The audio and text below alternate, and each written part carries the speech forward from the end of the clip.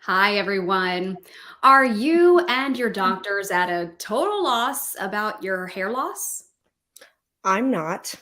I'm not confused. And today we're going to blow the lid off of it. Here we go.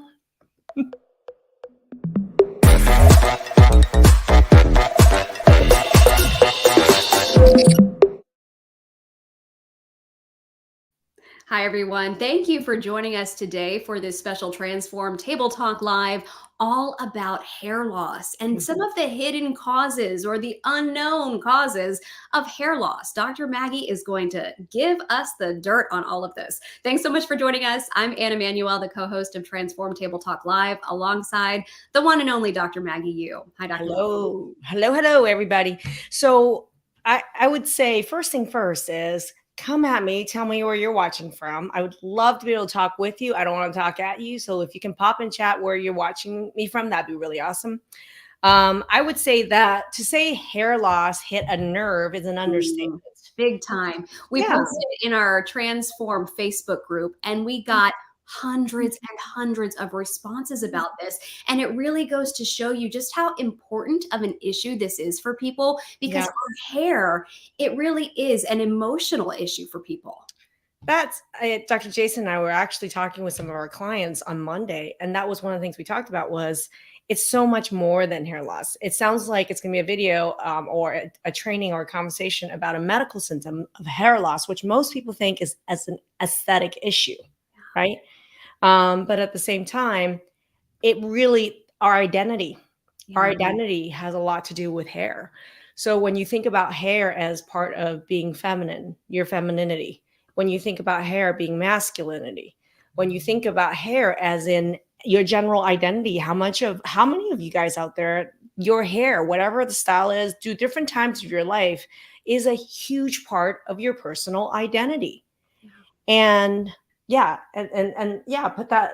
I would love to hear about that. How much has your hair been a part of your identity, right? And I have a story about that we could share later, but go for it. Well, it's true. And when I've talked to other alumni who were struggling with, let's say, pain and some other really debilitating physical problems, they have told me that some of the most troubling symptoms they experienced was the hair loss because they would dread and they would have almost trauma when they would, let's say, get in the shower because they knew when they were going to wash their hair, they were going to have clumps of it in their hand. And that was triggering. I mean, that is true triggering. And to compare that to physical symptoms sometimes can be even more troublesome for people.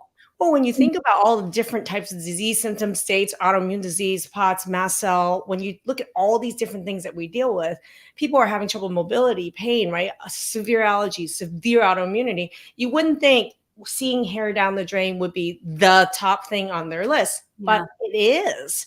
And even on Monday, when Dr. Jason and I was talking to one of the clients we were working with, she said, seeing the hair go down the drain is incredibly triggering.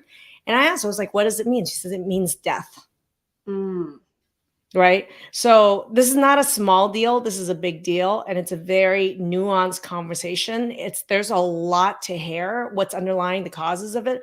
But again, losing hair for people for some people is a daily triggering trauma. It is, whether it's coming out as you're brushing your hair or whether it's coming out when you're in the shower, it absolutely impacts our self-esteem. And that can go a long way in how we, can or cannot heal ourselves if we're not feeling happy and okay with ourselves. Well, the other piece of this is that how often is hair loss as a symptom dismissed by the medical establishment? Right. I would love everybody in chat right now. Every person watching, go to your keyboard, tell me what's the dumbest advice or response you've ever heard that you've received about hair loss, your hair loss or anyone else's. What's the dumbest piece of advice or the most unhelpful piece of advice that you've heard? What kinds of clients tell you about that? What are they saying when they're coming to you after having so many frustrating experiences? Give us an example, maybe, of somebody who's probably been to many doctors about their health problems and hair loss is one of their symptoms, and yet they're talking to you about it. What are they saying, Dr. Maggie? Well, a really classic example, for example, like post long haul, post the big C and getting long haul, that particular issue. I mean, that's a severe hair loss. And yet, because of the long list of symptoms associated with it, that's considered the least of the problems. But when I talk to people, that's the first thing they talk about, right? That's one instance. And then another one would be, what about after you delivered a baby? How many of you after you delivered the baby had a ton of hair loss? And because of all the stuff going on with baby and with your own other health issues, that became a big deal. But that gets put on the back burner, and it's completely dismissed because labs might be normal, or we're dealing with the psychological issues associated with your postpartum issues, ma'am.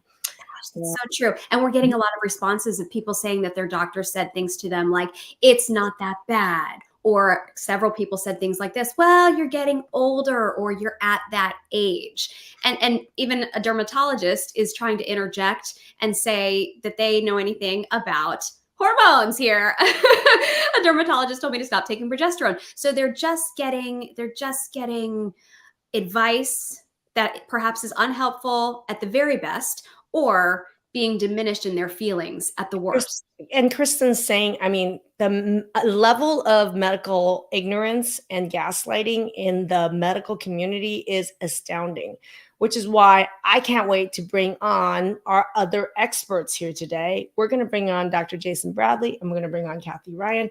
We're going to give you guys a full 360 perspective around hair loss. Jason, love for you to do a quick introduction. Yeah, thanks for having me. I'm so excited about this. First of all, this hits really home. I don't know if you guys can see, but I've lost a little bit here. I'm going to out myself right now. And You said it, brother. I didn't say it.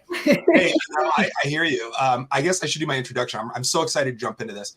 I'm Dr. J. I am a 25-year veteran of functional medicine, and I've really been spending my time helping people with autoimmunity, thyroid issues, chronic symptoms, just get better.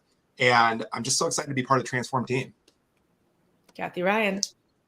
And I'm Kathy Ryan. I'm a functional and holistic nutritionist and a certified Transform instructor. And I have to say, everything that you were just saying about hair and identity resonates so much. I grew up in the 80s, and I had big, long spiral hair. Like I would get spiral permed hair down to my waist, and then I had bangs that were about this high, right? We all remember the big 80s hair. I want to see pictures. Stop dating yourself. No, I don't know what the 80s were. One of these days, we'll get you some pictures. But that was a huge part of my identity, for sure. So when I started losing hair, it was traumatic. It really was. Can I share a personal story here about this, which is that the other piece of this is hair I mean, this is a full transparency personal share, is that I have been in some unhealthy relationships. Mm-hmm. And I was in a relationship with someone who was very controlling and had some personality issues going on, control. And he kept saying, you know what? You should cut your hair. You should cut your hair. You should cut your hair. You should cut your hair short. And I said, how short? Go bald. You'll look hot bald. Wow. And someone said hair grew back after Transform. I love it. And I didn't realize I did cut it short, and I went into a pixie cut, and I hated it. And I not only until after I cut it, I realized that people can actually mess with your identity and utilize your hair as a means of control or manipulation of your identity. And for this very same reason, a lot of cults, when people join it, you shave your head, right? Mm-hmm. So there's a lot of identity issues there with it. And I've been victim to that as well, along with my postpartum hair loss that was dramatic. Mm-hmm. So we're all here equally, having had experienced this. And there's also a reason why we're all here, because we know from a root cause medicine standpoint that there are real medical reasons behind it that are pretty complex. Yeah. Well, and that's what really irks me too, is that so many providers just dismiss this. I mean, literally, like you already said it, but they dismiss it. It's not important. It's not a big deal. It's genetics. There's nothing you can do about it. And let's get over it. And, take your psych meds. That's what goes on behind the scenes. Well, we want to hear, what are your biggest burning questions? Everybody watching, what do you want to know about hair loss? Let us know, and we will try to get to them, because we got so many of them, Maggie, from post There's already. hundreds of comments pouring in right now. Yeah. And even earlier this week, I asked the question in our Facebook group. By the way, if you haven't joined our Facebook community, we are near 100,000 people in the Transform community. So we're going to post a link in chat for you to join our Facebook group if you haven't. But I posted the question, which is, what do you guys think is the real cause of hair loss? And we had probably about 60 different areas with which people thought that was the underlying cause of hair loss. And Dr. Jason, we've curated them and bunched them into a couple patterns kept showing up that people were hungry for information about. Yeah. Go ahead. Sorry, people in the comments are just going off about, please tell us how to make it stop. How can Okay, I promise. Give us Actually, Well. I'm going to tell you this. In fact, for all of you guys watching right now, who wants a bundle that's free to end hair loss now? Who wants the end hair loss bundle? Type bundle in chat. Tell me why you want it. Tell me something. Guys, who wants the bundle in chat? The hair loss, end hair loss bundle. Type bundle in chat, because stick around, because I'm going to go ahead and share that with you as a gift to all of you guys to learn more about how to end hair loss, right? I love it. Love it. Let's grow back. Jill has a very insightful question, I think, here. And it's one that we saw so many times in the Facebook group. Dr. Jason, I know you were going through it. And this was one of the top associations that people were saying when it came to, what do you think is the connection here between hair loss? And a lot of people mentioned hormones. So Jill says, how do hormones come into hair loss? A question from Veronica: does too much testosterone cause hair loss? Dr. Maggie, we'd love for you to weigh in. I'm going to start with a quiz, because we're an educational program, right? I work with people to end hair loss and many other symptoms, but we do it through education. And so many people have been through our programs, whether it's my Hormone Masterclass or main Transform program or the food mapping program. You guys know, okay? If hair loss is hormone related, quiz, which hormone is it? And is it because that hormone is high or low? Type in chat, everybody. Ready, set, go. I would We need some love. preview, right? So is it because it's high or low? Which hormone is it? Because someone just mentioned progesterone, someone mentioned estrogen, right? And then another question mentioned testosterone, right? Yes. Ooh, someone just said high T. Okay. Dawn, that was the first. Oh my gosh, Barbie is our first winner chicken dinner right here. She said high or low T. Really? That means high or low testosterone. How is it possible that it's both high or low? Dr. J, I'd love for you to comment on it, and then Kathy. Well, yeah, I think it's an easy jump for high testosterone because it converts into other hormones are broken down in our body, and testosterone breaks down into another hormone that basically affects hair loss. It literally shuts off the hair follicle from even being able to grow. So, Barbie and I lost my. It was everybody else. Yeah. A lot of people. Saying testosterone being high is a really big deal. And then if we don't have enough testosterone, obviously we're not getting the stimulation for the hair to grow as well. So it can go in either direction. It's actually Goldilocks. It's about balance, right? And unfortunately, I was going to say no pun intended either, right? With your Goldilocks comment. And here, representing. Well, but that's the thing is, I think people mistake high or low, and really the focus is not about high or low. It's about what is the balance of each of these hormones in this particular individual. And is it just about testosterone? And then somebody will be like, I have high testosterone, but my hair is fine. Or I have low testosterone, or my testosterone's in the middle and my hair is fine. Well, there's actually multiple hormones that are involved. It isn't just testosterone. Kathy? Yeah, well, I was just going to comment just on what Dr. Jason was saying too. With the high testosterone or just the imbalance in hormones, not only do we get hair loss, but we also get hair where we don't want it, right? So oftentimes that will happen in conjunction where we don't have the hair on our heads, but we do get it on our chins, which is actually a good indication that something is amiss. So I was just going to add that to Dr. Jason's. Or something is a mister. So that too. Yeah, there's an interesting role that testosterone has on our hair follicles. I just want you guys to know. But there are other hormones involved. I'll give you the example of progesterone, everybody. How is progesterone possibly related with hair? And I'm going to quiz again, which is progesterone's a mother hormone. What's the next hormone it turns to, everybody? Type in chat right there, right? we teach biochemistry here. I teach every person. You don't have to be a medical provider. And in fact, most medical providers don't know this. But if you've gone through any of our programs, answer this. What hormone does progesterone turn into, right? And testosterone. So if you have really high progesterone or you have really low progesterone and that doesn't convert or over converts into the next hormone, boom, you got a problem there from progesterone, right? And then the next thing is, how would estrogen be related to hair loss? Anyone have any idea? And this goes down into, Dr. J already gave you guys a hint, because testosterone turns into what? Well, testosterone is broken down into a variety of different estrogens, right? And so the enzymes or the genetics of your body and how it breaks down the testosterone will impact upon the amount of estrogen that's being high or low, but that amount is also directly related to testosterone.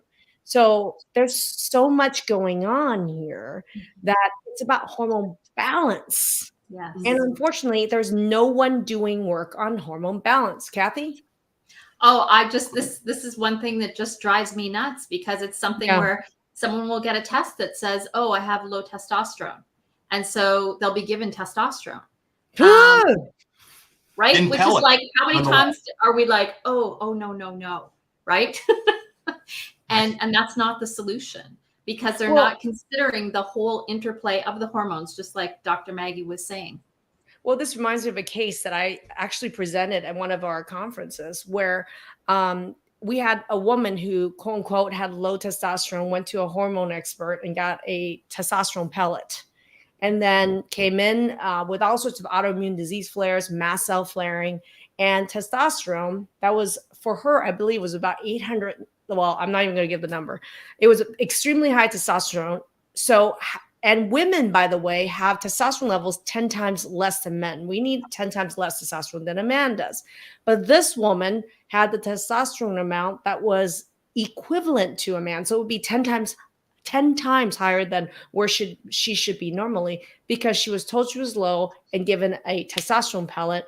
And now she has all these downstream effects and is stuck with these results from that pellet for the next 3 to 6 months. Because boom, she got shot in the, with a testosterone pellet. Yeah, and I think that's frustrating too. I always want to kind of riff on what Kathy said when I think Kathy said something like, they do these tests and they say the hormones are this. Here's the other part. A lot of people aren't even testing hormones. I mean, and let me say it, not a lot. Most people aren't even testing hormones. 99% of the people out there aren't testing hormones. And most of the other 1% don't even know how to interpret it. So I think it's really critical. These hormone experts, I mean, they really drive me crazy, because all they're doing is just, shoving high dose testosterone, high dose progesterone, high dose estrogen, without even really making the problems worse. We see it every day. Well, and we haven't even talked about DHEA either. That's another one that's often prescribed, and it's prescribed or just given over the counter. And women aren't, the dosage, especially for women, is not taken into consideration, right? They're giving them a man's dose. Right. Look at this. Evelyn was given 50 milligrams of weekly ingestion testosterone for libido, found out I had PCOS through the Transform program. I love you. I mean, look at this. That's completely inappropriate dosing in so many ways. And for someone who should be the last person on testosterone would be her, yet given weekly injectables of this. This is literally like frustrating. This is frustrating. I'm wondering if, because people are sitting out there right now wondering, okay, we heard Dr. Jason just talk about nobody's testing for hormones, and if they are, they don't know how to interpret it. But you are a true hormone expert. I mean, that is personally how I found you, was because hormones were a big, big issue I knew behind many of my issues. And you are the answer to this. So I'm curious if you could talk a little bit about what it is that you're able to offer to people when they do come into Transform, and you have a specific whole program about hormones. And I want people who are currently, because right now we're actually in the middle of a live session with participants in my Hormone Masterclass right now. I would love every person who's in my Hormone Masterclass right now, who's ever been, and anybody who's been in our programs that went through the hormone balancing program. For me, here's a couple things, right? I think about how I think it's really critical. Number one is to get data, accurate testing, right? And yet, how many providers out there will tell you, oh, you're menstruating regularly, you're postmenopausal, you don't need to get hormones tested? Number one, accurate testing is really important, which is what we do. But the second piece is really the linchpin. The things we're talking about here, 99.99% of providers have no clue about. So then we actually work live with people who in our hormone program and in our main program to actually show them exactly, wait a minute, there's a pattern here that everybody's missing. There's a pattern here that they already missed, and this is why you had the hysterectomy, or this is why they gave you the testosterone pellet. So I love the educational part of this, and then the specific implementation. Well, what am I to do? Everybody wants to fix hair loss, right? But in order to fix it, you have to test your hormones accurately. You have to know exactly the patterns that are feeding it. And number three, exactly what to do to fix it, because it is a fixable, solvable problem. Boom. We love to hear that. Mm-hmm.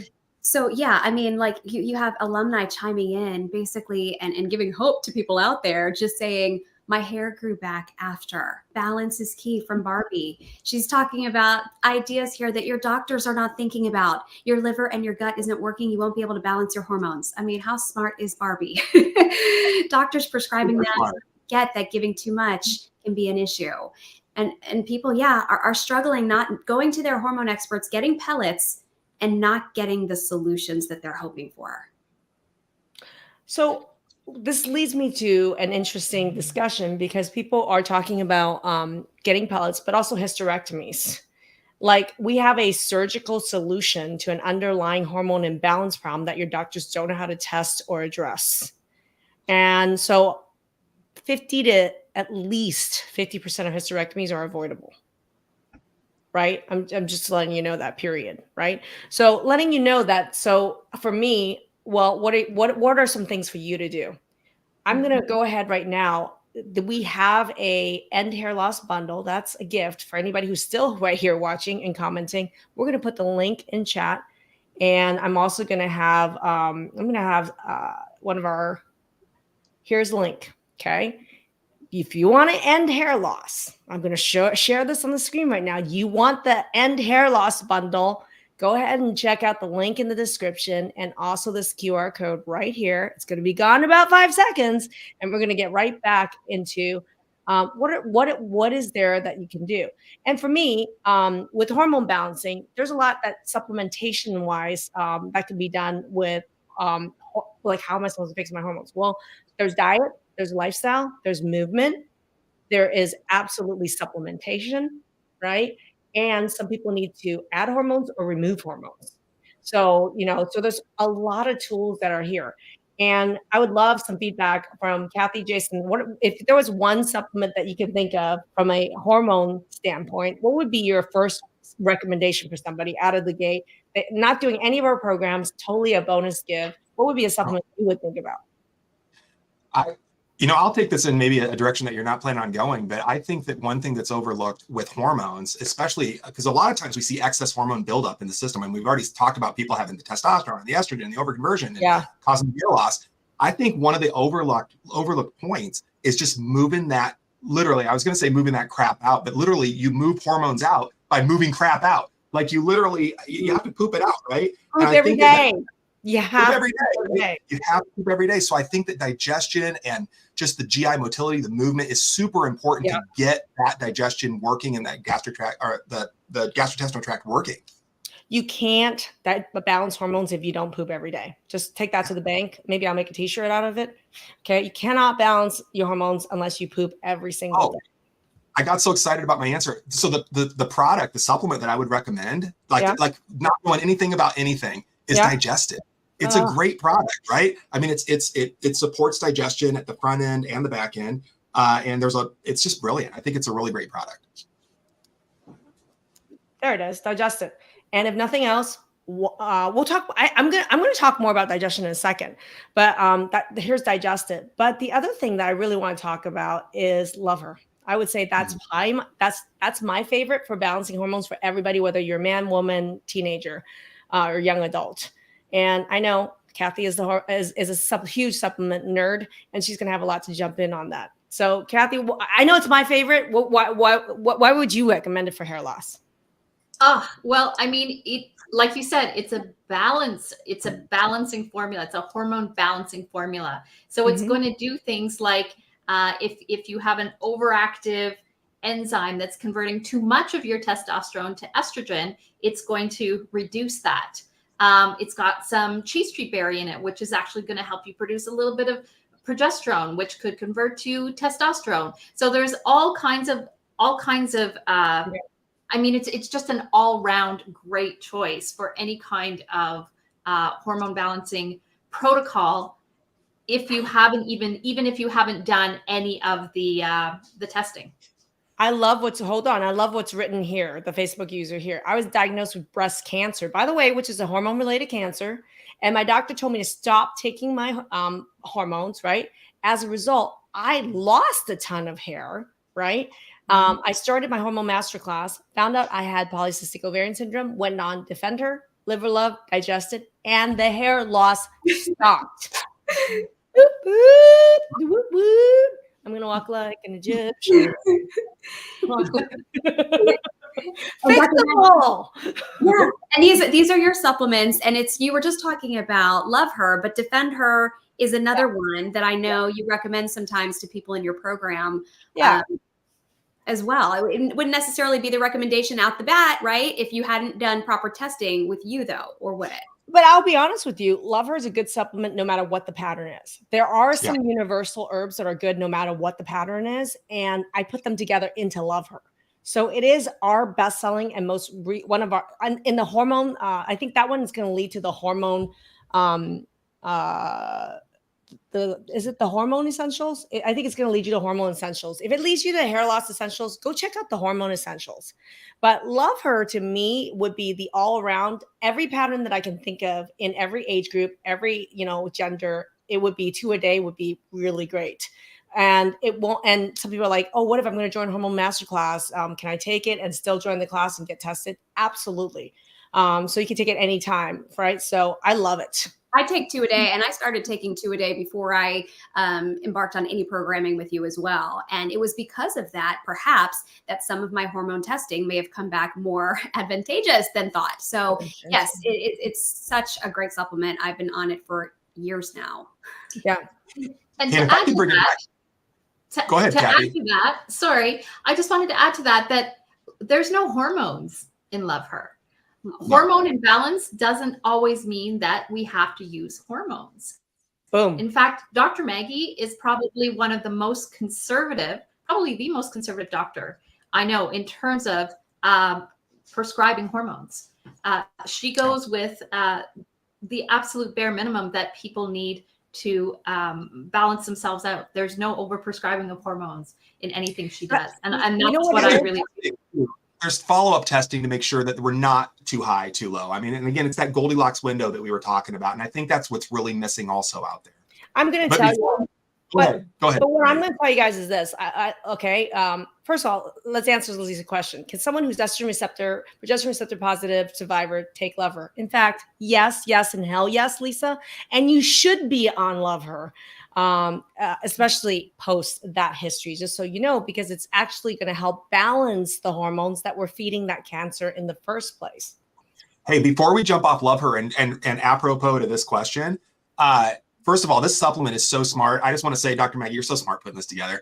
But second of all, I want to bring it back to the most important topic. Come on. Wait, hold on. I want to bring it back to the most important topic, which is pooping.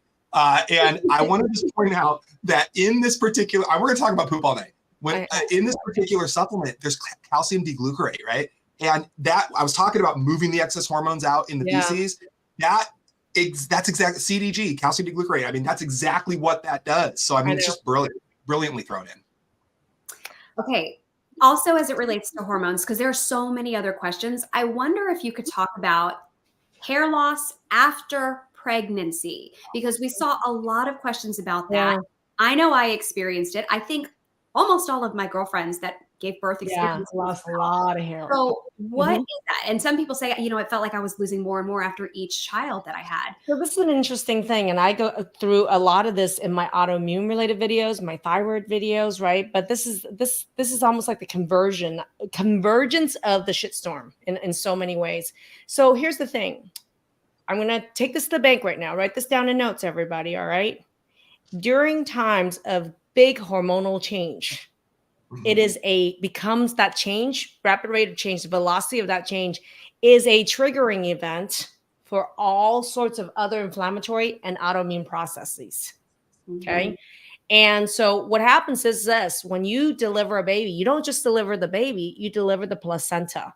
Placenta makes a ton of hormones. And so immediately, literally within 20 minutes after you give birth to the baby and then the placenta, your hormones go into a free dive. And that is a major triggering event for autoimmune disease.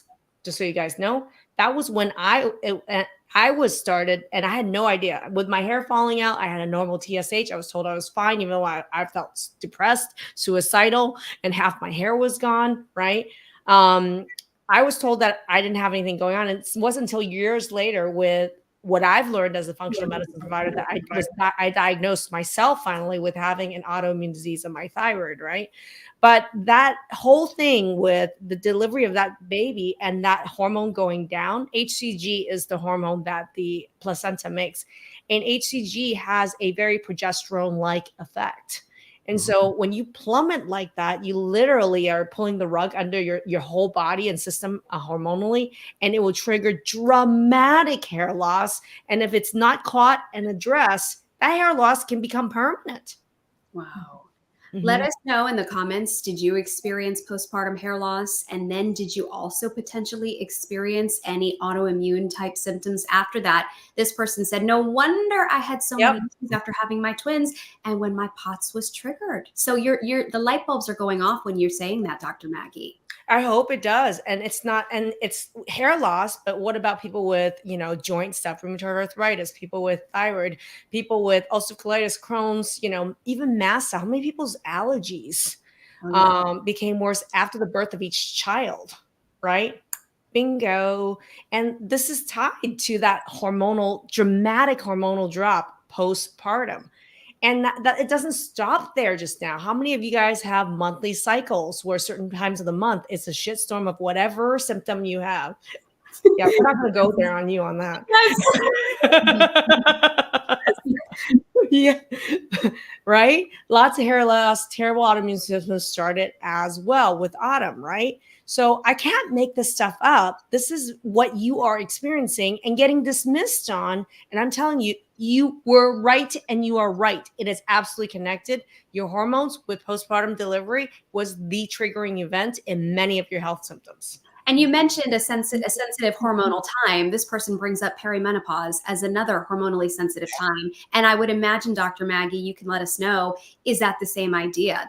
Another hormonally sensitive time triggering these things? It is, because do you know that the average person who comes to us to solve their autoimmune issue, look, I can solve any autoimmune issue on the planet. Nothing scares me. I eat those problems for breakfast. Why?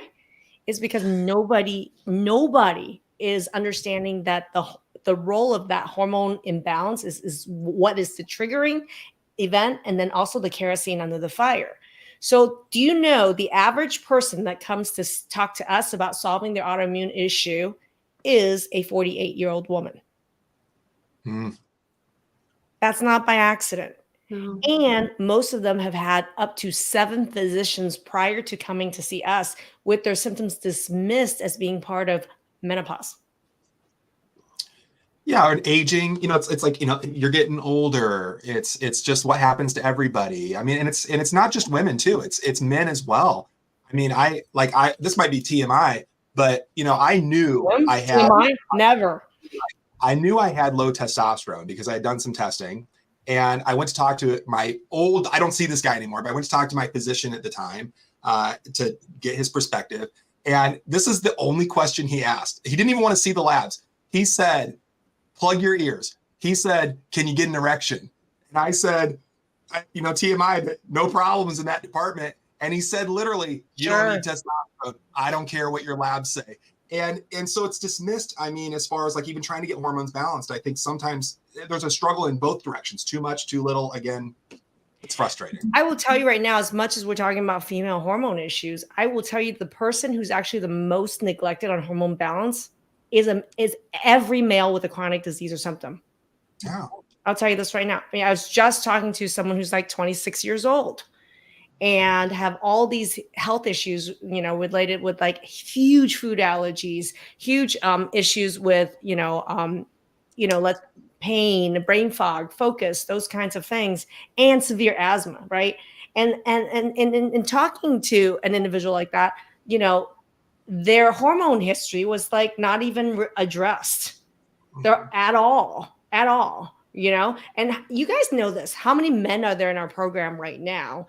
And every single one of those men, and you know who you are, guys, have never had their hormones evaluated or got one blood test and was erroneously told that they were fine. That's every single one of them, 100% of them. Right? Don't even get me started on blood testing. That's a whole topic for another way. But I just want to get on the record. That is not the best way to check hormones. I'm just going to say not the that. best way at all. You guys want to learn more? Right? I have yet. I mean, I see a lot of hormone tests, and I have yet to see a man who comes to us for help with normal testosterone. It's always in the toilet. But the problem is then the focus is on the testosterone, and then the doc puts him on testosterone, and it's like the kiss of death. Why the hell are you going to pummel this young person or anybody with like all this testosterone to stop their inherent ability to make it, right? And then the other piece is it's not all about the testosterone. They think that's the be all end all. That's just one of the hormones. And what happens is if you do that, you can mess up a shit ton of other hormones as a result of that. And it's like, to me, that's not the first option. That should be the third or fourth option. Why the hell aren't we doing all the rest with all the other tools involved, right? Yeah. We are getting questions about men and boys, and Sheila even saying this here, POTS, hair loss, teenage boy, testosterone is normal. It's not. I can already tell you this right now. And Sheila, if you've been told that, you are being gaslit or you're being treated by someone who's very ignorant. And you sure as hell shouldn't be just looking at testosterone, blood levels, and being told it's normal and that he's fine. I would never let this happen to my son. Right? And when you know better, you do better. And the thing is, Sheila, now you know more than his doctors. Right. Right? Mm-hmm. That's the empowerment that I'm talking about. Yeah. A lot of people are chiming in about their sons or their spouses or themselves if they're men. This is not just a female issue. Jill saying my husband had to fight to get the T checked. And we do have a question that I wanted to bring up. Somebody mentioned it earlier, it was Jill as well. Is male pattern baldness a hormonal imbalance? Oh, yeah. Yes. Yeah. There you go. Right? Yes. Sounding. Why, of course. I got a feeling we're going to be seeing Mr. W in my hormone masterclass soon. Yes, we have men in my hormone masterclass. We have kids. We have teenagers. Everybody has hormonal issues, just so you guys know. And male pattern baldness in women is also a hormonal issue. Yeah. Can you explain what male pattern baldness is? Because a lot of our audience don't know. Take a look at Dr. J and basically for the record, don't yourself. I'm sorry, Dr. J. I mean, you said you're not sorry. Sorry, not sorry. You have so much more hair than my husband, by the way. If I had the long locks, I would wave them back. Maggie looks like she's in a Pantene commercial when she does that. So. She's flipping it. Well, but Dr. Maggie, you're a great example, though, of somebody who's been able to correct your issues, because I know this is something that you can relate to people on, and we can laugh about it, even though I know it's painful for so many people. But you have been there yourself, and your hair is beautiful now. So it's a journey. But the thing is, I had to look. We are the best teachers in our areas of greatest suffering. Okay. And also for me, one of my own coping mechanisms is humor. So I'm not making light of Dr. J's apparent, male pattern baldness or anything. I love you. You can tell. So, but every obstacle that people face to regrow their hair, I had to face. I had early menopause. I had postpartum depression and thyroiditis, low thyroid that nobody knew about. I had early menopause at the age of 36. I developed multiple autoimmune diseases, with which, that's the other thing. Did you know that there are other causes of hair loss, many of which are related to autoimmune disease? That's a whole ball of other wax. And that was another grouping. I'm just wondering, before we keep moving on, if you want to get access to our End Hair Loss bundle as a gift from us, we're going to be dropping a link in chat right now on that, just so you know. And here's a link to that, right? But what was the point I was making? We were talking about. Well, I think Can I connect one more dot, Dr. Yeah. Maggie? And I think this may have been where you were going, not 100% sure. But the other thing that I see that we're seeing a lot more of is that women are waiting a lot longer to have children. So they're postpartum and their perimenopause. Menopause is happening earlier. Women are having babies later. So they're getting not just one hormone sensitive time, but both together, right? Which is just magnifying the issues all over the place. So I just wanted to connect the dots for some people who that's their story, where they're having children later and menopause earlier, and that's a mess. Ooh, you're speaking to me, Kathy. I mean, I've never heard anybody connected in that way before. So I know that I'm not the only one that's going, oh, she's right. When you're saying that, if you had a child after 35 years old, maybe as I did, and now you're really close to a perimenopause age as well, wow, your body is having a hard time turning around from all of these huge shifts and swings. I would say it's not by any small measure that I say that the most important thing for every single person out there that's dealing with a major chronic health issue right now, you got to fix and balance those hormones, period. Right. But this is an interesting question and a shift, because I mentioned that I had a thyroid history, autoimmune history, right? Hormonal history, all of that. And Sandra's asking, does Hashimoto's cause hair loss? That's one of the diagnoses I had, Sandra. He does, I do, but go back.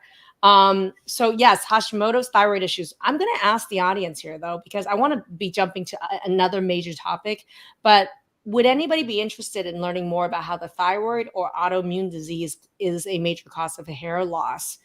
If I get enough of the autoimmune people that are interested, or what was the other topic I said? Oh, thyroid. Thyroid and autoimmune. Write that in chat. If I get enough votes, I promise you I'm going to do another live with our top experts here. Focus on thyroid and autoimmunity, because the two issues are linked, believe it or not.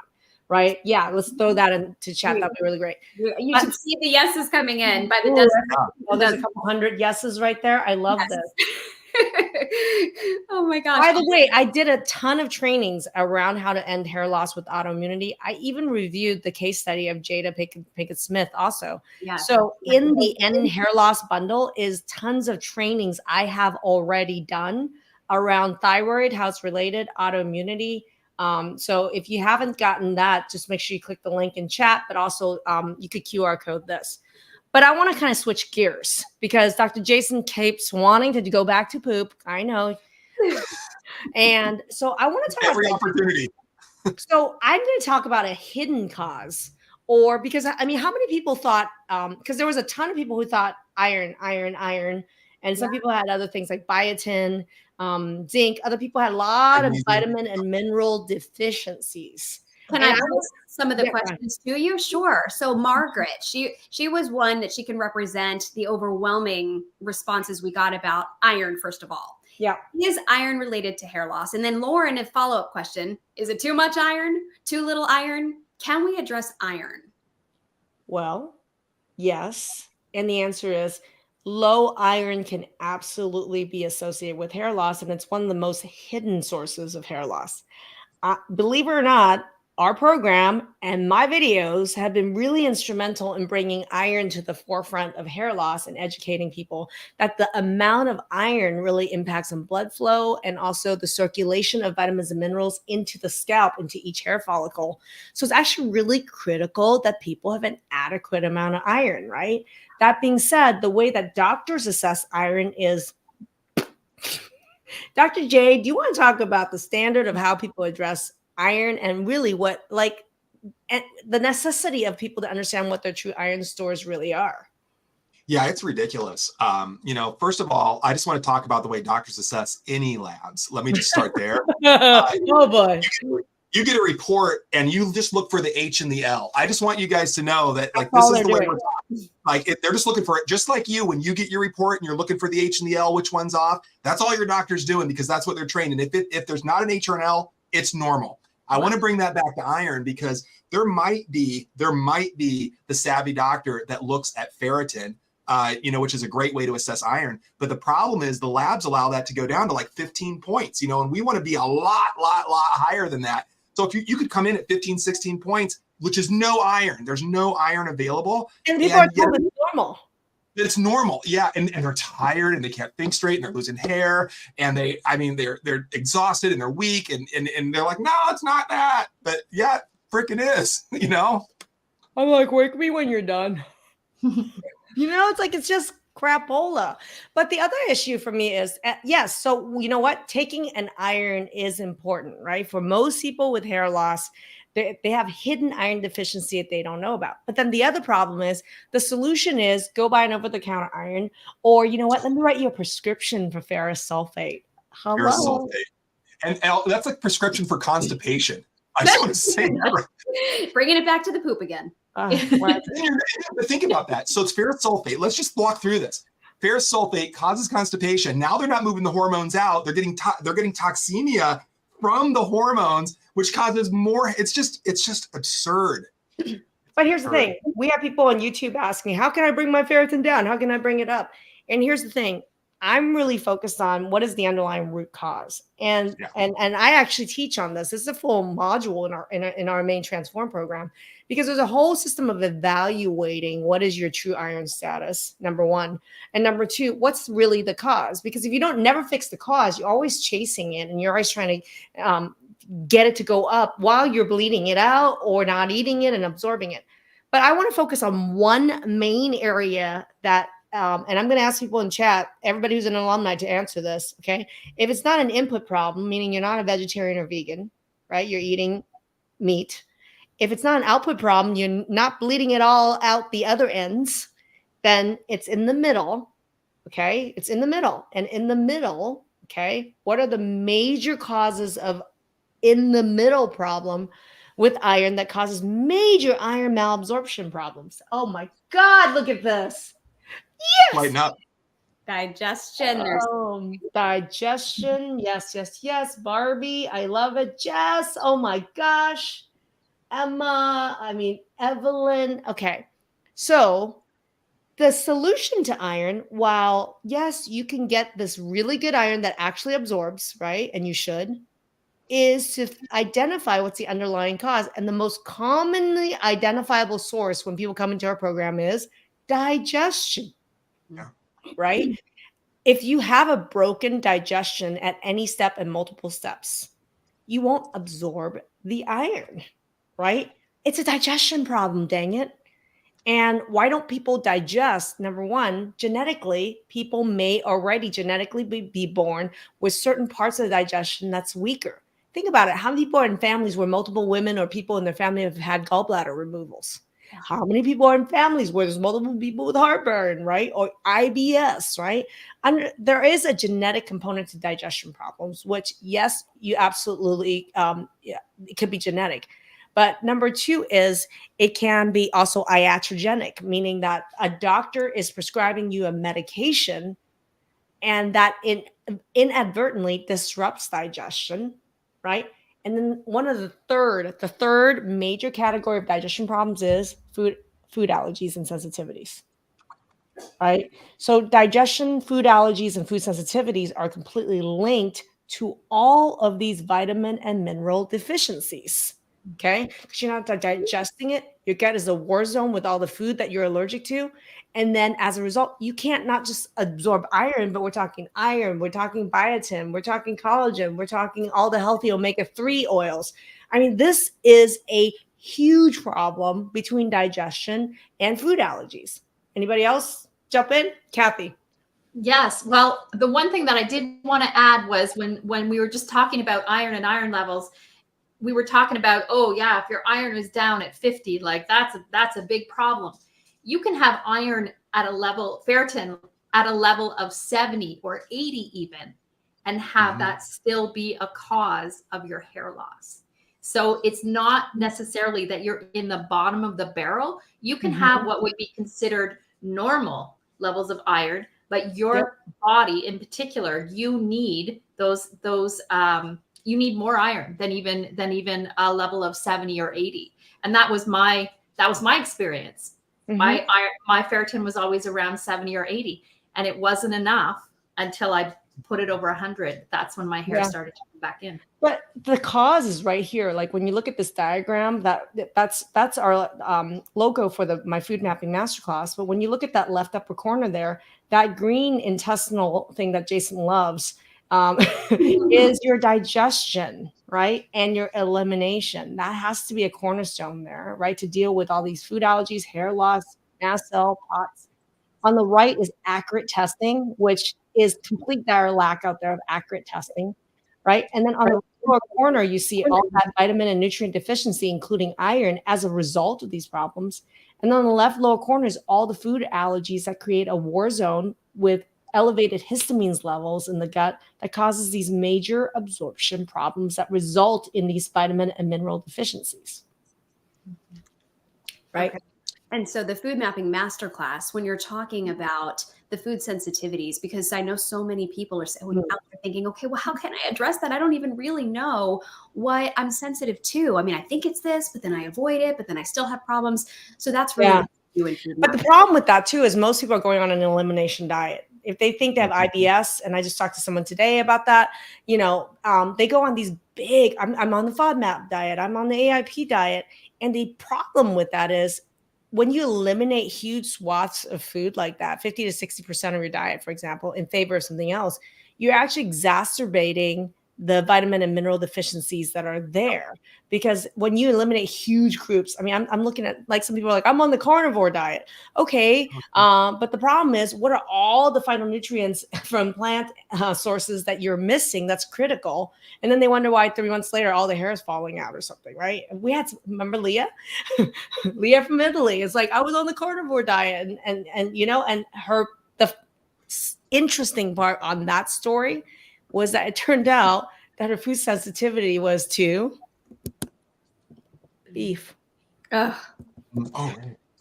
Yes. Right. So Leah from Italy is like, I can't. Well, I was continuing to be sick because I just thought, but so this is really interesting is that sometimes the answers could be that easy when you have the right data, right? And she couldn't digest fat very well, let's say, and she was supporting it now with digested.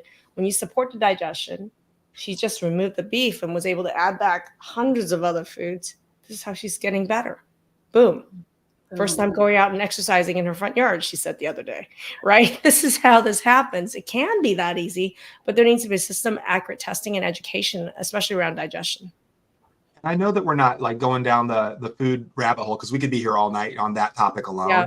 But I think another thing to talk about with diet and elimination diets is that, and believe me, I'm not promoting gluten here, but there's, go gluten-free, go gluten-free. Try to say that fast 3 times. And then what people do is they'll jump over and we see this all the time. They'll jump over and do like almonds, almond flour and almond this and almond that. Or they're going dairy-free and almond milk. And next thing we know, we're running, food sensitivity tests and they're not doing well with almonds, and they've just been feeding themselves the same foods and creating that battleground, like you said, in the gut that just doesn't allow for absorption, doesn't allow for proper digestion. And again, data is important. It's just super important. You briefly touched on this, Dr. Maggie, as well, but we talked about iron pretty extensively. Are there other nutrients, like you said, zinc, maybe? I think like Mimby said, is low zinc a cause of hair loss? And then somebody wanted to know, what about protein consumption? That was Davina. Violet saying, does low magnesium cause hair loss? What about some of these other things? They're all linked to the poor digestion. That's the common theme here. But that is a good point because someone just said that the food mapping masterclass link doesn't work. So we're going to post the actual link into chat for you guys, right? So I'm going to have my team do that if you want to learn more about my food mapping masterclass. But if iron, right? But at the same time, I think about protein. Whoever said protein, genius. Dr. J, I know this is your favorite product. Go for it. Yeah, I love this product. I was going to bring it up when you mentioned collagen, because I think collagen is an overlooked nutrient, right? I mean, I think of this as a nutrient. And what I love about this product is that there's hardly any ingredients. I mean, there's just one ingredient. It's collagen, and it has the type of collagen that's been studied in the research studies to help with skin, hair, and nails, but also connective tissue, and the list goes on and on there. I love this product. It's my favorite collagen product on the market. Ooh, the page is down. That's why. Okay, cool. So, but here's the other part of this is that when I'm looking at it's collagen, right? For me, like you're right in the sense where some of the times when there's not enough fat or protein in a diet, it can cause blood sugar to be really unstable for individuals. So absolutely thinking about healthy fats. And I know, Kathy, you're going to talk about a specific type of fat that's really critical for people with hair problems. Listen, I've been wanting to talk about fish oil this whole time, but I just haven't had a chance to jump in. So yes, omega-3s, omega-3s, omega-3s, preferably in fish form. Brilliant for hormone balancing, hair, skin, and nails, all these things. They're an essential component of every cell in your body, right? So, and we do not have, here's your moment. Is this my moment? Are you talking about my moment? This is your moment to talk about it. This is my moment to talk about fish oil. Every cell in your body needs omega-3s. And our diet is too full of omega-6s. So most of us have this extreme imbalance in our omega-6 to omega-3 ratio. I know Dr. J and Dr. Maggie both have done omega-3 panels, omega panels that show how off most people's ratio of omega-6 to omega-3s are. So this is by far my favorite product because it's good for absolutely everything. I know we're specifically talking about hair and hormones tonight, but my goodness, it's a foundational product. Everybody needs to be on a fish oil supplement. So we've officially nominated that Kathy really wants a shirt. Everybody, all the clients have said we should create a shirt that says fish oil is sexy, and Kathy's going to be the official mascot of how fish oil is sexy. We're going to get that made and put it in the shop. Oh yeah, I like that. Mine is I'm going to kick ass nicknames and chew bubble gum and take that to the bank. There we go. While we're talking about supplements, somebody did have a question. Is there a place here for probiotics when it comes to hair loss? Yeah. Oh boy. Yeah, I mean, I think it just comes back to, again, just speaking about the large context of digestion. And again, we could be here all night. We could be here for days talking about digestion. We're in the era, though, of specific strains for specific reasons, right? Go for it. Yep. Yeah, and I was going to say that we're getting the ability to go in and actually recommend very specific strains of probiotic bacteria that absolutely help with a number of issues. We have probiotics that help with weight loss and blood sugar regulation. We've got probiotics that have been shown to help with women's health, urinary tract infections, recurrent. We've got probiotics that can actually help with skin, hair, and nails. And the more we learn about these probiotics, and again, the way they are related to digestion, and then the influence on the rest of the body, it's astounding. The science is getting there. I mean, we are there. There it is. You look at some skin, which is really great for your, hair, skin, and nails, essentially. So we're now getting to the point where there's data-driven specific strains of good bacteria that's actually really good for that specific purpose, right? So this is a lot of fun. And recently, we've introduced ProFlora Woman, for example. That specifically is great for women who get recurrent urinary tract infections or vaginal infections, right? So there is a strain or multiple strains that are specific for specific purposes. We wouldn't have one for mental health. For sleep. We have one for mental health and sleep, and it's great. It's amazing. Yeah. There we go. Good question there. So, we've gone through a lot, everybody. It's been about an hour. What I would love for you guys to do in chat is who wants that how to end hair loss bundle? Put that in chat. I know some of you guys, we have a page that's currently not working right now about the food mapping masterclass, but here's the deal. I'm just going to share this with the screen. If you want to learn more about my hormone masterclass, click that link. We'll put that in the chat. You can learn more about it. But here's the most important thing. I actually think that if you're thinking, oh my gosh, there's so many solutions, so many programs. What if it's my food and my hormones? Oh my God, what if it's my autoimmune disease? What if it's mast cell and POTS? Like, these are big problems, right? So I can't solve your problem if you don't talk to us. So I would love for you guys to click the link that we're going to be sharing in chat.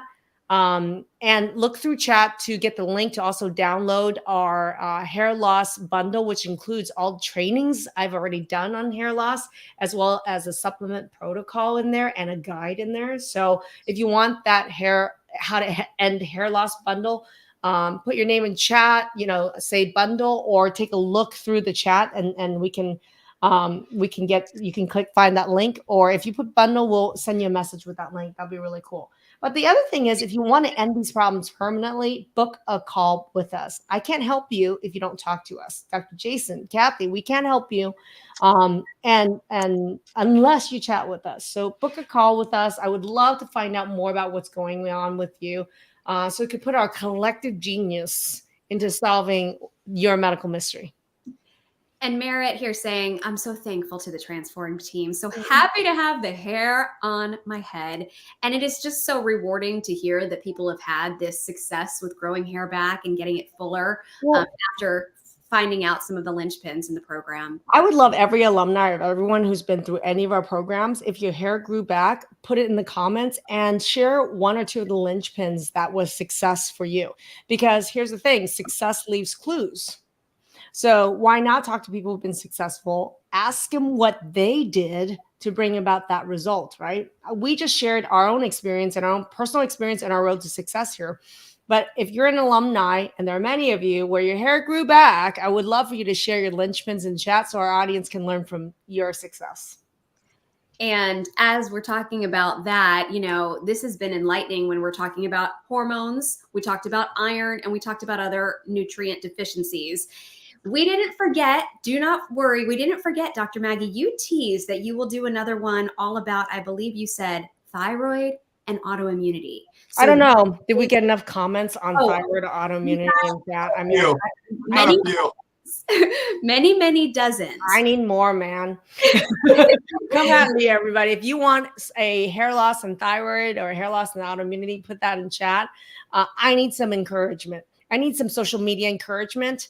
I love it. Oh, Yvonne, so good to see you. Yes, and her hair grew back because she worked on digestion and balance hormones. Yep. What we said, Yvonne. Thank you. Another alumni said my hair is growing back. I love that. So results, right? Kathy's hair is growing back. Well, and they're saying they want you to do another discussion on this, all about thyroid and autoimmunity. Okay, I promise you that will be coming up. I love it. All right, everybody. That is amazing. I would love some parting comments, one from Kathy, one from Dr. J. Kathy, go ahead. Listen, there's so many different reasons why your hair is falling out. And it's a process of elimination. So you have to run the gamut and look at all of these different factors. And you will find the solution. If the first solution isn't the one for you, if it's not your iron, then we move on to something else, and we move on to something else until we figure out what the solution is. And there is a solution. As you guys can tell, we work with people globally, and people on our team are global. As you can tell, she's Canadian with her process, eh? I heard it too. I love it. Yeah. And I just wanted to just kind of throw in too that we talked about a lot of hidden causes of hair loss as well. And I think that it's important to work with a team that knows, what those causes can be and help you investigate. Just like Kathy was saying, there's so many potential causes here that, we have to just systematically go through and figure out what the heck is going on. So again, make no assumptions, go in open and let's figure it out. Well, everybody, I believe that is a wrap. So from the team at Transform here, have a wonderful evening. Thanks everybody for playing full out. There will be a part 2 on hair loss that's related to thyroid and autoimmunity. Thanks to you. Good night, everybody. Good night. Good night, everybody.